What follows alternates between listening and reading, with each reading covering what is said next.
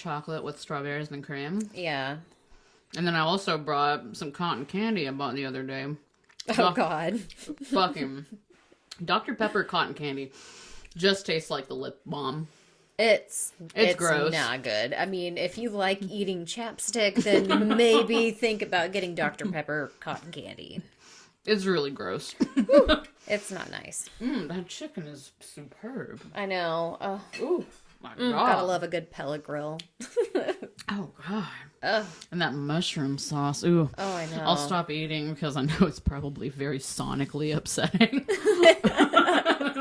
Like, oh, ew. This bitch smacking her lips. Sven, bleep out all of her eating.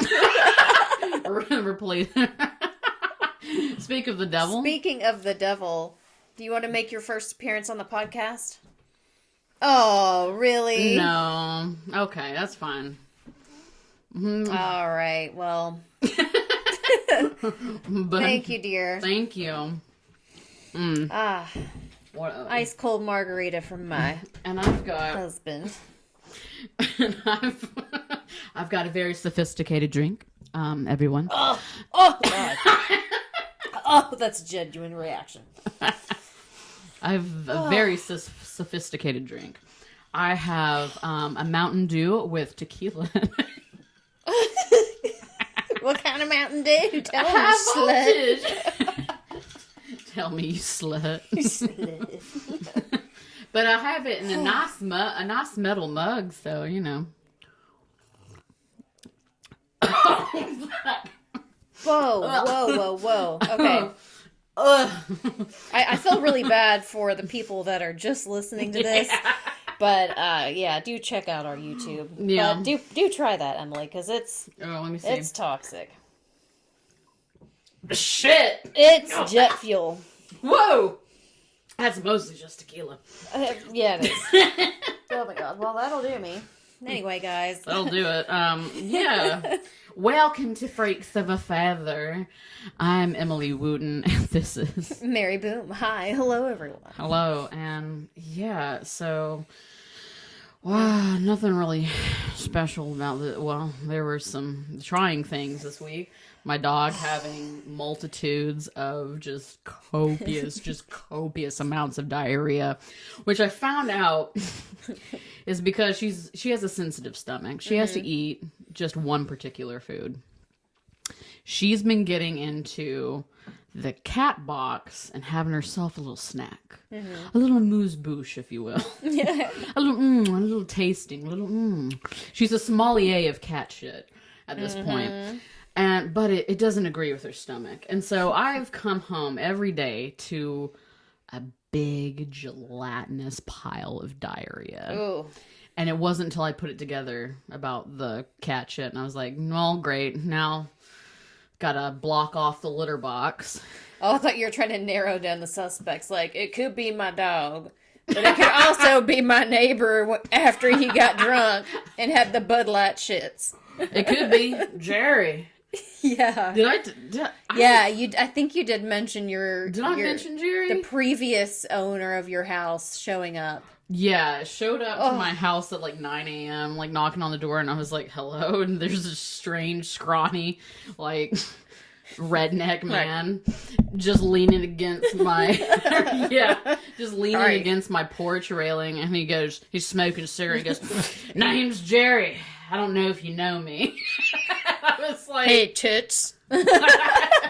I was like, no, sir, I don't. Who are you? Surprising. Like, nope, this is our first meeting. Most people on the street know me. I've been around. They call me the alley cat of North Knoxville. And yeah, and then we proceeded to like try to get to rent space in my shed, and I was like, no, that's my studio, and he goes, is it really? I was like, yeah. And then he just fucking took off, just fucked off. I was like, okay, cool, I'm getting security cameras, that's great. Like, I'm glad that's where all the dead bodies are. Yeah. That's where I store my food, Jerry. Are you gonna be my food? I got a meat locker in there full of long pig. You look a little lean, though. I might need to fatten you up. Jerry. Oh, yeah, for real. Yeah. You know that look, scrawny, wearing like Carhartt jacket with Timberlands. He'd be chewy and rubbery. Yeah, he would. He'd be very chewy, very rubber, gristly little bastard, if I might say so. It tastes like snus. But yeah, my dog, I don't know why, is standing over here and just breathing loudly on me. And the hot breath is just something extra. Something that I didn't bargain for. We introduced ourselves, right? Oh, we sure did. Oh, yeah. I'm sorry. Welcome to Freaks of a Feather. If we didn't introduce ourselves. I think we did. But we might have, gotten into something beforehand. We have a second part to the Nazi hunters. We do. Week. And again, trigger warning for any of you out there who do not like violence, especially against children. What the fuck is this shit? Sorry. Word is trying to give me some bullshit. I don't want... Okay, we're gonna move you over here and pretend you don't exist. Oh, it's being a hit file. Quit. Word. Nope, it won't let me quit. I have to interact with this fucking thing. What do you want? Your social security number. Done. Whatever. Sven, leave that part in. Are you gonna no, okay, she's not gonna shit. Yeah, you can leave it in. I don't really care. She gonna take a shit. I can never tell if my dog's gonna take a shit or if she's just sitting at down. any moment, anywhere, anytime. There's never a 0% chance that she's gonna shit. Like, it's... Yeah. It's 50-50. Enjoying Microsoft Word? Not now! You want me to rate you now, motherfucker? Rude. So, last time we covered we started the beginning of the Nazi occupation in the Dutch Netherlands. Which, yes, that's kind of, repetitive to say Dutch Netherlands. They're Dutch. Well, the last time we were talking, we talked about the occupation, the start of the occupation in the Dutch Netherlands. Jesus Christ, I said it again. Anyways, fuck it. Fuck it. I'm rolling with it. And we had mentioned how Truus Overstegen and Freddie Overstegen, both sisters. Truus at the time was 17. Freddie was 15. They had met with Frans van der Hiel. Oh. Frans van der Hiel. And Frans was the leader of a small rebellion sect. Said that really weird. In Haarlem, Holland.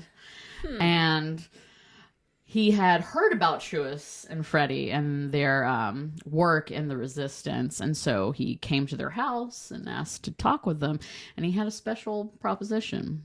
Well, they showed up at the address that he gave them, and he tested them by pretending to be a Nazi officer. Oh, interesting. And they kicked his ass. Oh, God. They passed the test with flying colors. They were willing to protect the identity of a fellow resistance fighter, even faced with a Nazi official pointing a gun in their face. Gosh.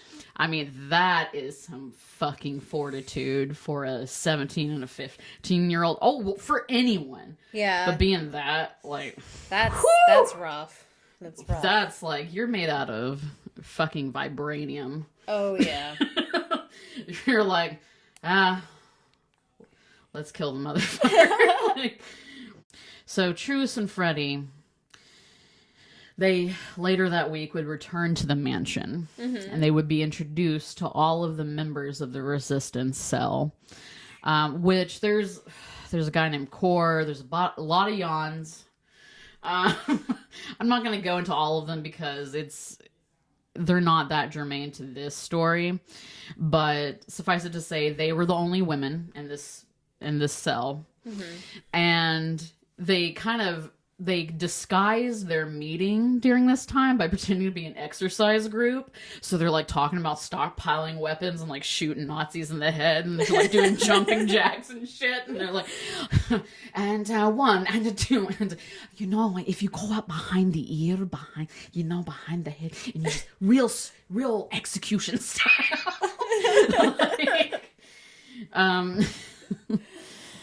But they Fun facts. Yes, but in May,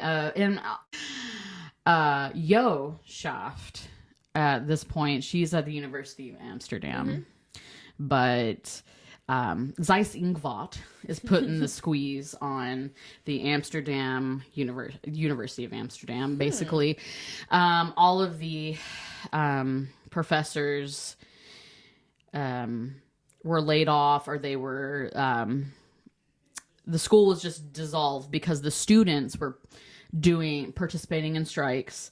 They were part of the rebellion en masse, and so they pretty much 85% of the student body just got kicked out, like expelled. Shit. And the Jewish students and faculty obviously had already been removed. So Yo took her friends Sonia and Felina back with her to Harlem and hid them in her parents' house. And Yo was just kind of laying low for a while. Well, what were those Nazis, those naughty little Germans up to? What are those naughty little Germans up to? Well, you see, in May of 1943, Franz von der Wiel and his resistance group would join an overarching union of resistance groups called the RVV. And it was started as a secret national effort to coordinate and give agency and funds to resistance groups, which is pretty fucking cool. Yeah. So a second strike had hit Harlem because, all across Holland, really, because I mix up their names. Zeiss Ingvat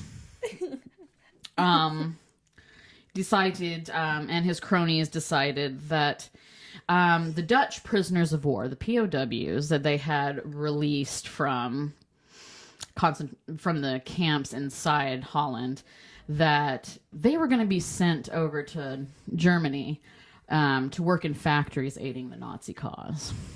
Fuck. And a lot of workers, and even farm workers and laborers, started to strike, and they walked out on their jobs. Within hours, factories in Holland, all across Holland, started to shut down. Wow. Specifically ones that were near trains that involved transportation and stuff like that, and handing out supplies and everything. Wow. One man who will become crucial to this story, named Jan Bonnekamp. Bonerkamp. Fucking 12. Bonerkamp. Woo! Woo! That's good, Deborah. That's a knee slapper. Sorry, I'm a bitch. But Jan Bonnekamp, along with his friend Jan Brasser, they both worked in this really well-known factory, and they led part of this strike. And hundreds of thousands of workers walked out on their jobs. And the Nazis were like, it's so fucking rude. It's so rude. No consideration. There's no consideration. No fucking respect. What if I was pregnant? What? What if? You know? The SD responded. So the secret I forget what, it's basically the secret police, the Gestapo responded, and they rounded up prominent members of the factory workers and started questioning them, and Bonnekamp was one of them. And they were trying to suss out his qualifications to extradite him to Germany. Wow. And he lied about his qualifications because he was a working class, but he did have a license and he did drive a car. Yeah. And did all these things, which, again, Holland, most of them ride bicycles. But he fucking lied about being able to drive a car because he knew that would make him valuable and make him get shipped off. Well, they figured out that he had lied. And so he had... After driving a school bus or something? After, walking outside the Nazi official's office and just getting into his, all of Nazis' little errand soldiers. It was like, lying sack of shit. But they found out that he did have skills that were useful to the German army, and they were pissed. And I think they realized that he was an organizer for the strike, so they were like, we need to get him. So he had a wife and a daughter at the time, a baby daughter, and he fucked off. He took off. He went into hiding, but he didn't just hide. He dove straight into resistance work, like headlong, like he was...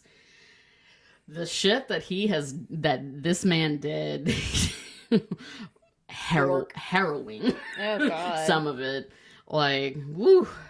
He was vitriolic. But he was described as, shorter, muscular, broad man, working class man, not educated, with big, dumb, rough hands. And a big, thick wiener. The biggest thing. No, but why do I mention Jan Bonnekamp? Because he... Fuck off! Why boner camp? I'm going to boner camp this summer, y'all.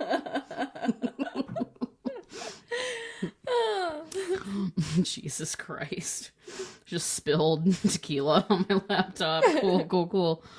But I mentioned he's important because he becomes he enters the story and he has a sordid affair with Yo Shaft at one point. Oh. Ooh, they become partners. Oh God. But first, Truus and Freddie, they had been, and one of the books that I'm reading, which I'll hold up right now, is Three Ordinary Girls. Shran, if you could zoom in, or thank you. By Tim Brady. Wonderful book. I found another one on Audible that's like a little interesting. I think it's called Nazi Killers or some shit. It's really stupid, but Nazis. In both of these, they refer to killing the Nazis as liquidating them. Whoa. Like a Kmart? Like you would liquidate an asset. I guess to provide some distance for like, shooting him in the back of the head. So, Truus and Freddie have been bicycling around liquidating Nazis. And the first assignment they were sent on was pretty telling. So Franz van der Wiel, he's like, if you're going out and you're going to seduce an old crusty pig head of a Nazi, you have to look like a little slut. You've got to look like a woman of the night. Oh, yeah, very easy. Very easy. And I believe they call these women Moffin because there was a subsect of a group of Dutch women that were super into fucking Nazis. And they were sympathizers, and they would flirt and fuck Nazis. It's so gross. But they had a slur for them. And so Franz van der Wiel was like, he did their makeup. Wow. He did their makeup for them and dressed them. And he's like, oh, perfect. Perfect. And Freddie was like, But I look really young. He's like, no, they are pedophiles. It works. Essentially, that's what he said. He's like, no, for some of these men, that is preferred. Oh, God. I was like, Well, fuck. shit.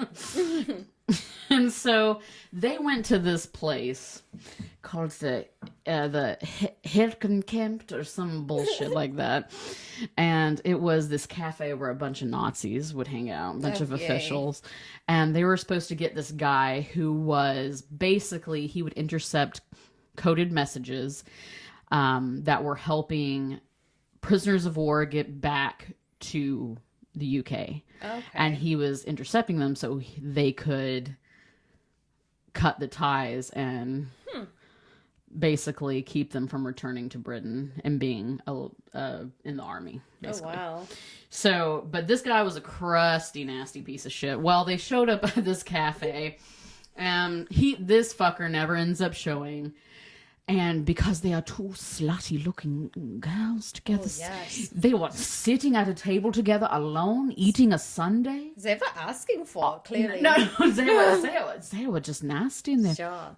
They couldn't pay for their sundaes. Oh. And so they threw him out, which, whatever. So the next day, they see this crusty piece of shit walking. He's about to walk into the cafe. And Truus looks at Freddie and she's like, okay, you stay here. You keep the guard. And so Truus goes in and she starts flirting with this nasty. She like how she described him, like just this about 50 years old, very gruff, very, demeaning, was like very handsy, like wouldn't keep his like paws off of her. Ew. Kind of thing. Just kind of just gross. And she was like, oh, I know a place near my uncle's woods that we can go and we can be private.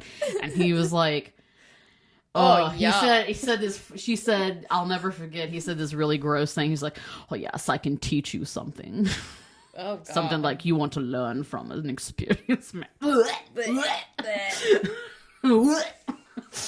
And so he and his buddies crack up. He takes off, but the joke is going to be on him because he is going to die. So he went with his bud. He left with Truus, and they're walking to this place in the woods. It's the place that they first met Franz van der Veel. And they go into the woods. And Franz shows up. And Franz pretends to be her uncle. And he's like, what the fuck is going on? You're going around with random men. This is so disrespectful. I'm going to tell the Führer. I'm going to tell your officer what you've been doing. And the Nazi is like, he's like, oh, I'm so sorry, sir. I'm sorry. I will leave. And he turns to leave. And then Franz shoots him in the back of the head. Nice. And so then they bury him in the woods and they cover their tracks. Some Gestapo shows up. All of them have to run through the woods and climb a fence to get away from the Gestapo. Wow. So that was their first official kill. That was their first official kill. Bam! But then after that, it became pretty common, Truus and Freddie riding around with the bicycles and liquidating Nazis. And just kind of like getting intel from them. Like flirting with stupid officials and getting all this information. But come Labor Day, they participated in a little event in Harlem. Oh. You see, their news was coming into Holland of how the Allies were progressing and how Hitler was starting not to do well. Oh, what's wrong with him?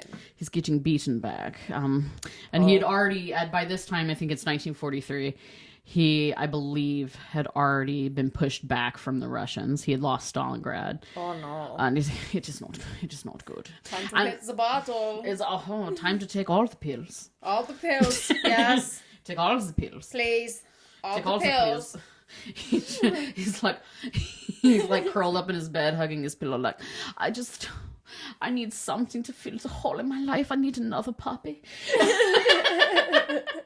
And Ada's like, no, it's okay. We have too many German shepherds as it is. No, I need something. I just need something to nurture.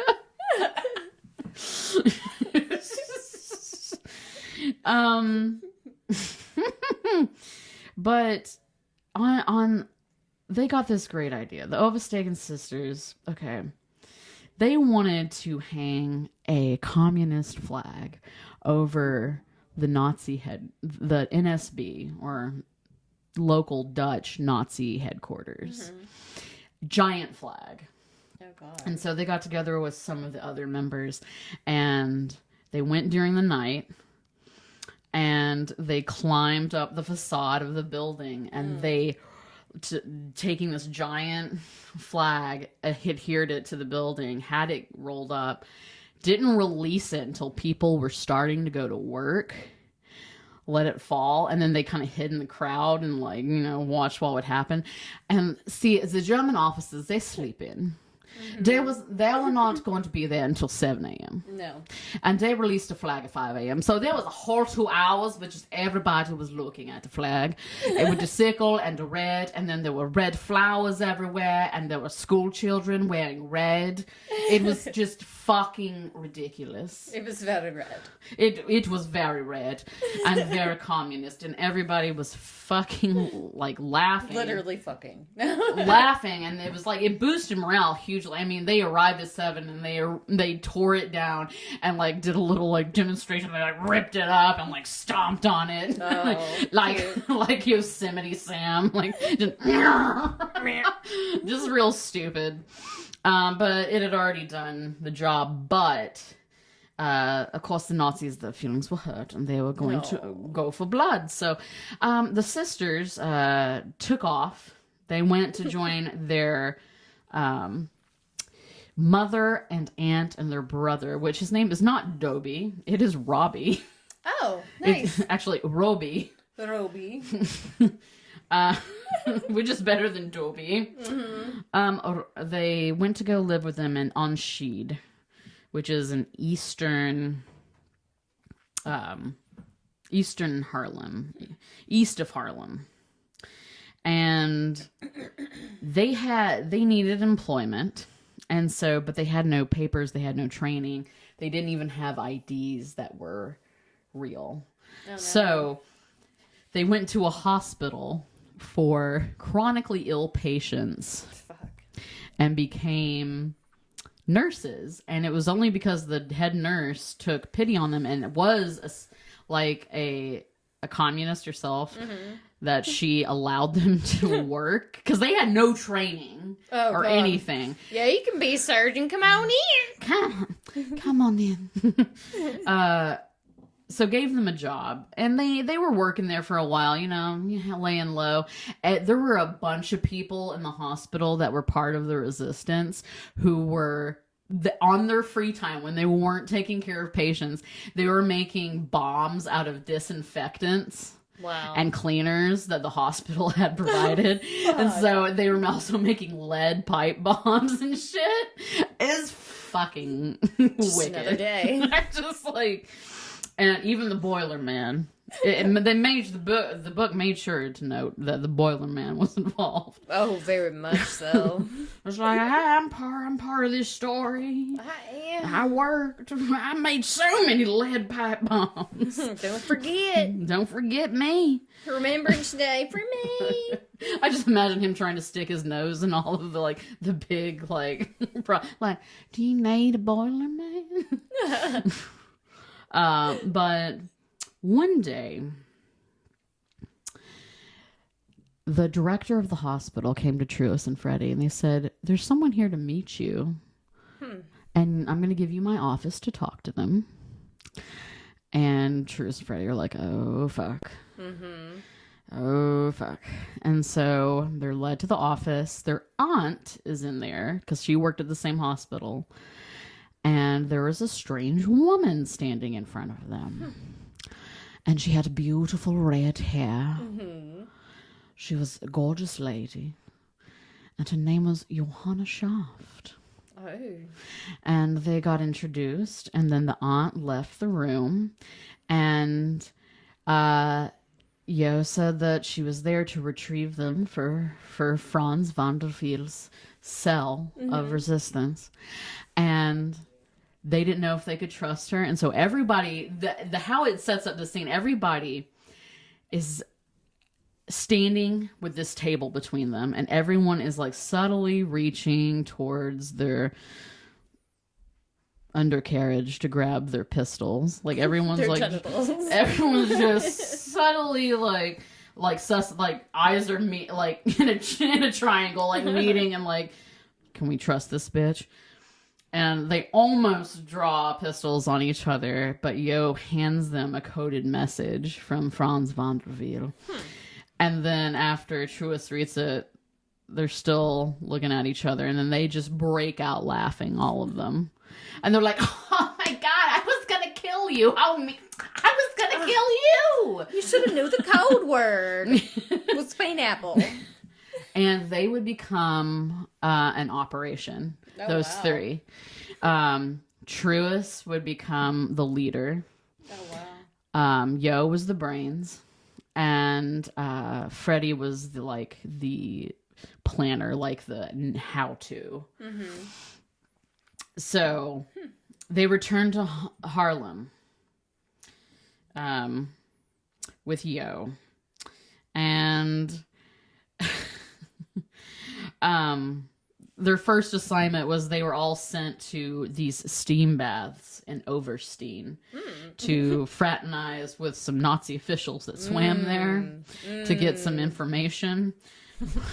And so they got some deets on where they actually, and they phrase it, Franz phrases like, he's not that bad of a Nazi. I mean, he's a Nazi, he's bad. But he doesn't really like Hitler. So he might be a little more easy to talk to. Yeah. I just imagine this guy like, I know that we're supposed to love the Fuhrer. I know we're supposed to love him, but the mustache, either go all the way or cut us, or just shave it off. Make up your mind. Just make up your mind. I mean, so indecisive. Hard. First we're going into Russia, then we're not going into Russia. Like, what are we doing? Like, I'm so confused. Dizzy. It's just like, and so they go there, they get information where all of the Nazi troops have been stationed and dispersed along the coastline, which is very good. Mm-hmm. And that gets back to Amsterdam, to the RVV, and to the Allies. And then they stole their guns on top of it. Oh, wow. They said, oh, excuse us, we have to go to the bathroom. And then they went to the men's locker room and stole their guns and whatnot out of their uniforms. Wow. And then they took off because, like, to be very suspicious. Bye. They're suspicious. But the first big, so Yo had met, when she was in Harlem, how she met Franz Vanderveer, which, if you're wondering, is she went to a local, I think it was a clockmaker, no, a cigar smoke shop, basically. Yeah. I was like, I heard that you worked in the resistance. Do you know anybody that I can talk to? And they're like, oh, I know this guy named Franz. Yeah. And so she got in touch with Franz, and Franz was like, oh, yes, I'll take you on. He taught her how to shoot, introduced her to Jan Bonnekamp. Oh, okay. Who also taught her how to shoot. Oh, I bet he did. I was just thinking,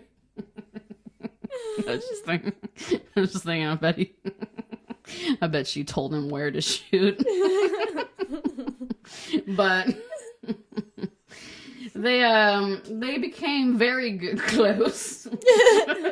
Intertwined almost. Flesh intertwined. As one. Melded together. And she learned German. Okay. So that she could teach the other girls. And he did the same shit to her where Franz dressed up like a Nazi officer and sent her on a mission to shoot a Nazi officer. It was him in disguise. He had given her a gun that didn't have any bullets in it. Oh, fuck. But she pulled the trigger, and then he turned around and he says, oh, very good, you passed test. You did it. You shot at me. And she was pissed. Wow. But her first mission was with her Squeeze Jan Bonnekamp. Mm-hmm. Oh yeah. Ooh.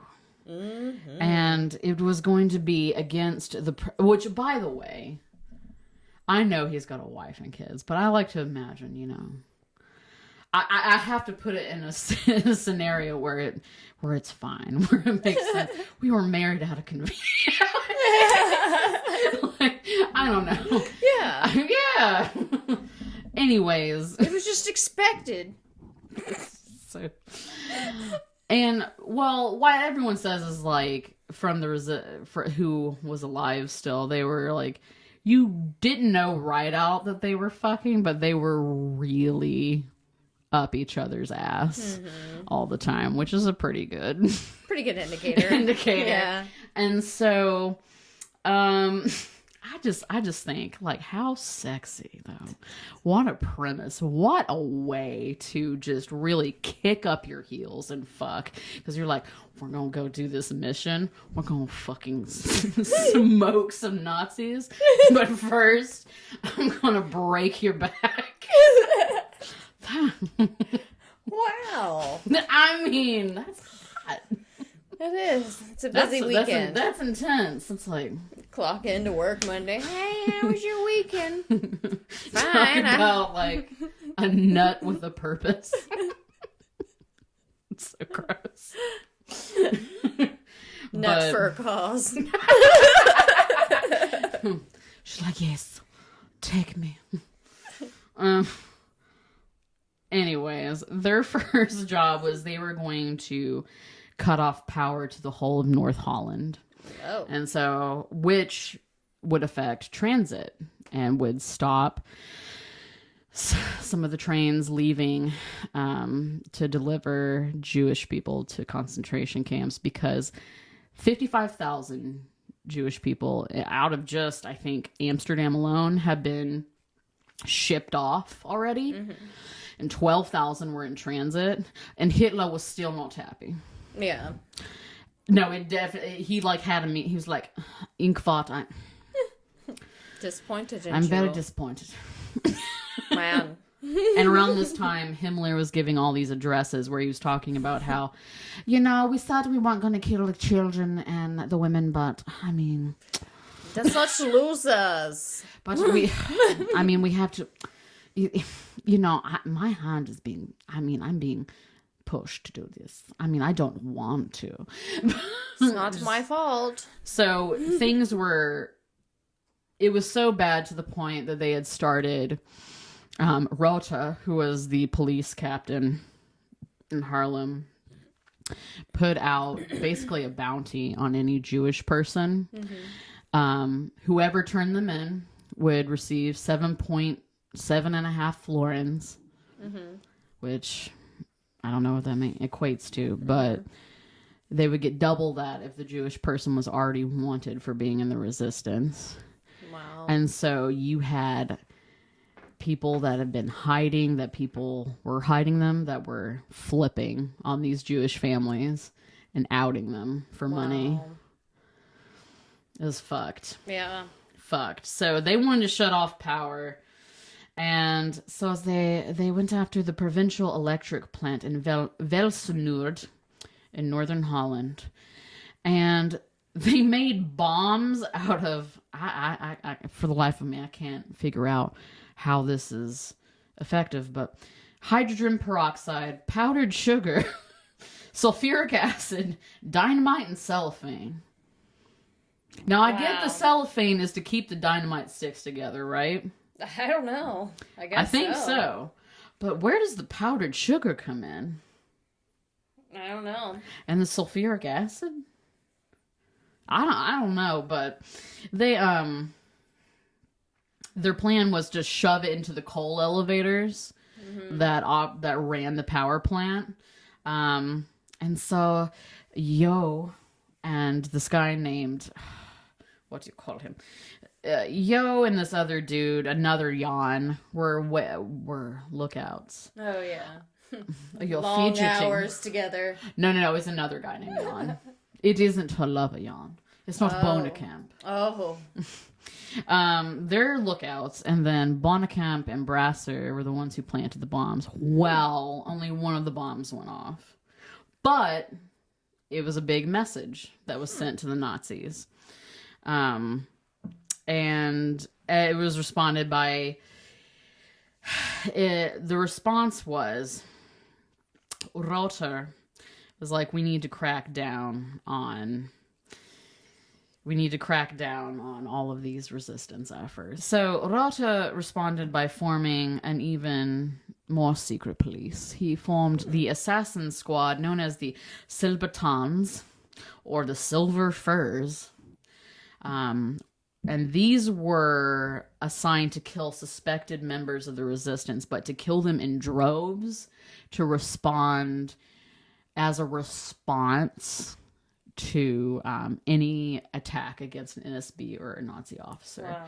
And at this point, it has been issued that anybody seen in public gathering together, it has been declared at the officer's, at his whim if he just shoots you openly in public because you're in a group. So a lot of people are fucking dying. A lot of people are dying. And like we said, Hitler was not impressed. By the way, Mussert, he was so unhappy. He kept lobbying in Germany and being like, oh, please, Hitler, let me have important job. I need to have title. Please let me be head of Dutch Nazis, not German Nazis. I want to be head of Dutch Nazis, please. I just want a nameplate. And he gave it to him. Wow. He gave it to him. But this next story, all the while the girls are murdering. They're killing Nazis. Doing God's work. They're doing what they need to. But Truus was given a special assignment, and this is where, trigger warning, this is really hard to hear.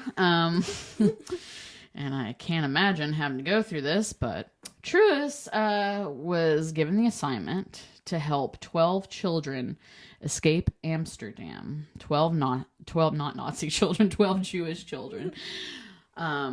Because it wasn't just enough that there was a bounty on all these Jewish people's heads.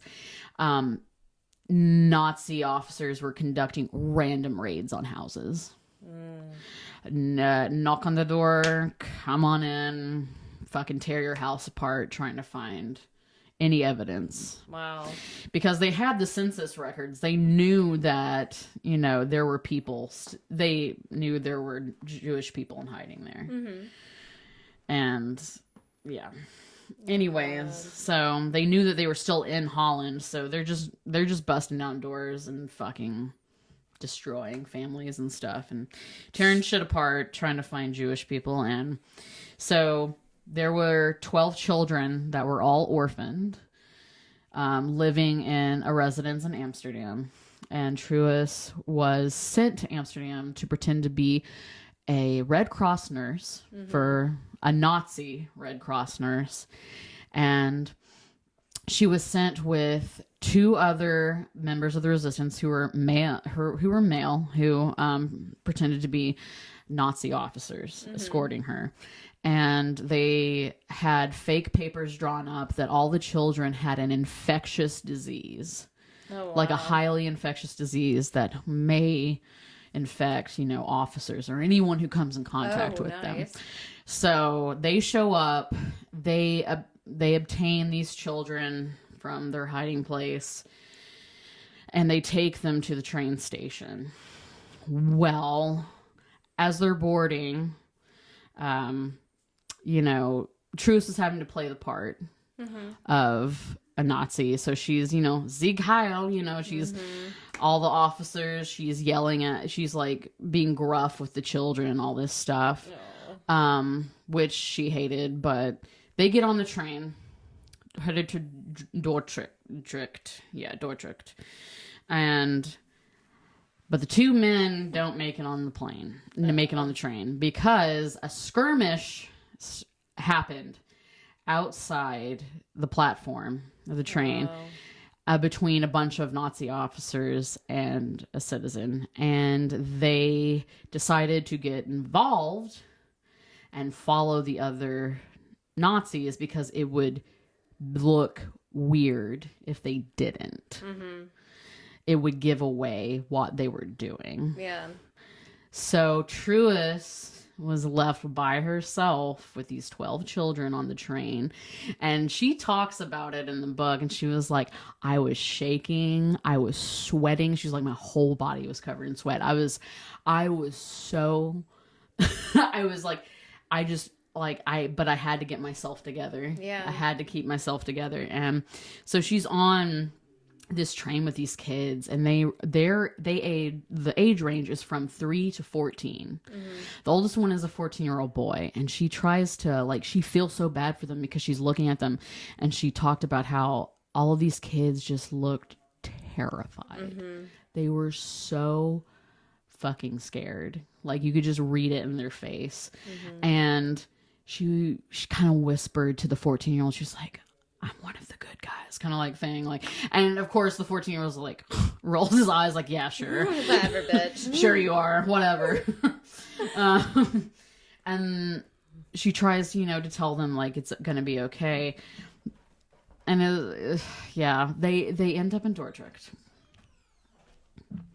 The plan is she has to leave them on the platform and go to this watch shop in Dordrecht to meet another resistance member to get the written plans, the details of how to navigate a minefield, because they have to navigate a minefield to get to the river's edge, to get in a boat to get to where they need to be in this safe house. Oh gosh. Mm-hmm. And she tells her, okay, you're going to go down this street, and then one of the resistance fighters, they cut a little hole in the barbed wire for you to get into the minefield. If Dora was German. Yeah. And so she's got to lead these 12 children by foot through the city. They walk, they get to the edge of this minefield. And they pretty much mapped out where all the mines are. So a maze, how they can move through there. And she was like, all right, y'all got to get on your bellies and crawl like me. And each one of them, she said they were so good. They all did it. Mm-hmm. Each one of them got on their stomachs and they crawled and dragged themselves through the minefield following her. It took them a couple of hours to get through the minefield following the map. Holy shit. And meanwhile, when they get out of the minefield, they're covered in blood because there's debris and rocks and all this shit in the tall grasses. Their knees and hands are cut to pieces. Gosh. They get out and the kids are hungry. They haven't eaten for a long time. Mm-hmm. And they're restless. They're kids. And so she spends... They had, in her directions also, they had charted out when was the best time to get into the boat based on the tide. So she had a few hours. So she spent hours entertaining these kids by telling them all of these stories and trying to keep them happy and distracted. Well, it was almost the right time. So she's like, okay, let's move. So they all got on their bellies again and crawled through this meadow that wasn't a minefield to the river's edge. And they get to the boat.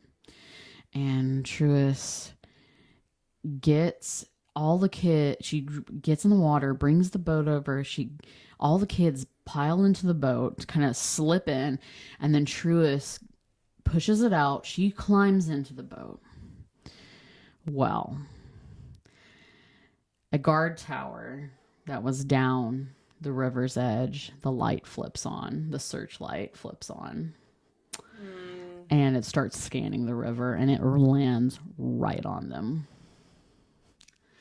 Gosh. So the 14, which they didn't expect that to be the, like, I guess they weren't planning for that. Certainly not. So this 14-year-old, he gets up and he's had it by now. He's pissed. And he screams at the top of his lungs. He goes, if you're gonna fucking, like, the quote was like, if you're gonna shoot me, shoot me. And they filled him with lead. They fucking... He went so violently so. They opened up an automatic machine gun on him. The force was so violent, it capsized the whole boat. And meanwhile, this is a river we're talking about. This isn't like a lake. So kids are getting swept downstream so fast. Truus tries to save who she can. She saves one kid. And it was the 3-year-old. And the rest of the kids died. Jeez. Now they're getting shot out. She's carrying the 3-year-old. She has to run back into the woods. Then she and the 3-year-old have to, again, get on their hands and knees and crawl back through the minefield. Hours. To get back to the streets of Dordrecht. And she's carrying this little girl. They get back and they're exhausted, of course. And it's gone tits up. She doesn't know where to go. She knocks on one of the farmhouses there. And by the fucking grace of God, they weren't Nazis. Wow. They were leftist sympathizers, and they helped people hide. And they took her in. Wow. And they took care of the little girl, and one of the farmer's friends drove Truus back to Haarlem. And I was just like, I read that story, I was like, that is just so unbelievably fucked. Yeah. For someone to go through that. Like, let alone the children obviously don't deserve to go through that. That's fucking horrible. But as a person who's responsible for saving them, for taking care of them, that is so awful. It is. That is terrible. Oh my God. But she got back, and the Gestapo was still breaking down. There was a house called that was owned by a sculptor named Marie Andreessen, and it was called the Wagenwag. And that's where all the resistance members would meet. Well, they got raided, but somehow they didn't find anything in their house, but they had to find a new place to meet. And in the meantime, bicycling up and down the coast, taking notes of launch sites, flirting with people. Bonnekamp is up in the north, and he's like killing traitors and all sorts of shit. Well, got a new identity card because they could clock her because of her hair. Because of her red hair, and they started getting suspicious. She actually was well known in the Nazi official circles that she couldn't be trusted, that she was the woman with the red-haired woman, basically. So she had to dye her hair black. She got a new identity card named Johanna Elderkamp. And then Yo and Jan started living together. Ooh. They started living together in this house with the Bolt family, and they went on daily missions to shoot Nazis, and they just fucked all the time. It was just, honestly, probably held each other and cried most of the time. Yeah. Like, I don't know. I'd say so. But fucked. Then June 6th arrived, D-Day. The Allies invaded Normandy, and the resistance started stockpiling weapons. And Yo and Jan started transporting weapons from one safe house to another. And they made a couple of close calls, because they're riding around on these bicycles that the backs of them are packed with luggage full of guns. And, you know, there's checkpoints everywhere. And by the grace of God, none of these fucking Nazis at the checkpoints were particularly interested in them or did not try to look through their bags. That's so good. And just some interesting things. I thought you would think this is heinous. I mean, it's all heinous, but the borders of the Netherlands, of course, have been closed by this time for trade, and everything that they made was sent to Germany. Soap, rubber, coffee, rice, and oil. Everything was exported to Germany. Like, the people were starving and very smelly. But yeah, they had this, the Dutch started drinking this stuff called surrogate coffee, which was mashed acorns and grains steeped in hot water. Ew. And I guess it served as nutrition and as, you know, it's a warm beverage. Yeah. And they didn't have cigarettes, by the way. Oh. No. Didn't have cigarettes anymore. Oh. Well, you know, Size Ingvard, he goes, they really love this acorn mash. I'm going to put a high tax on it, and I'm going to raise the price of it. Nice. Nobody has jobs and can afford it, but I'm going to raise the price on it, because you know what? Fuck them. And so, yeah. During the strike had still been going on during this, but during the strike of May 1943,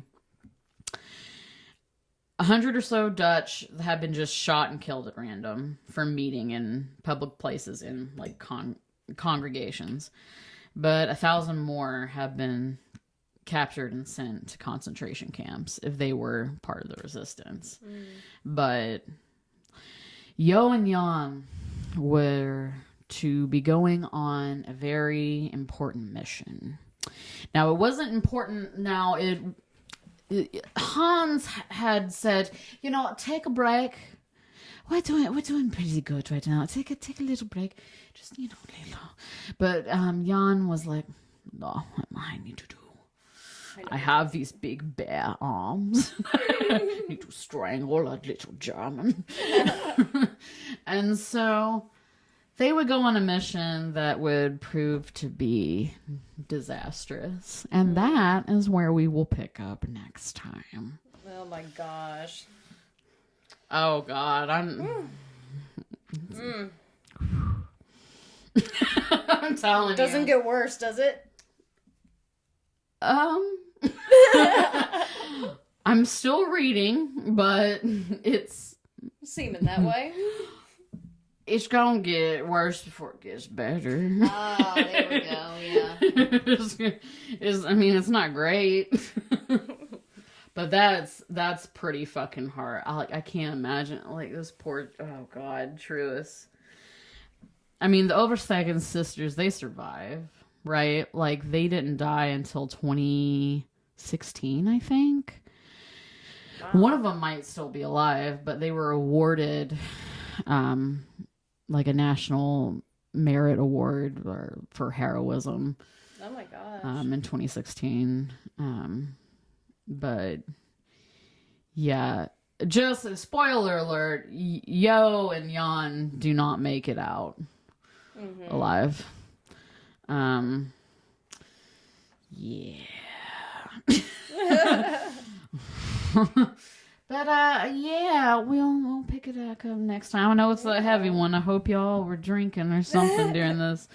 You know, maybe go smoke a cigarette and rethink your life. Rethink what? I don't know. Puts things in, you know, you hear about like somebody having to save a group of children and then watch them all die, and you know, it makes you think. It doesn't get much worse than that. It makes you reconsider some things. That's very true.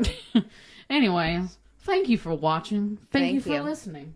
We love you. I really appreciate everybody who does listen. Thank you. It warms the cockles of my heart to know that somebody enjoys history and enjoys our banter, our even when it's dark. Yeah. But we can find something to laugh about. Yeah. But I was like, I was thinking, just like he's a Nazi. He's not good, but I mean, at least he doesn't like Hitler. Yeah. I think he's gone a bit too far. He's kind of a bitch.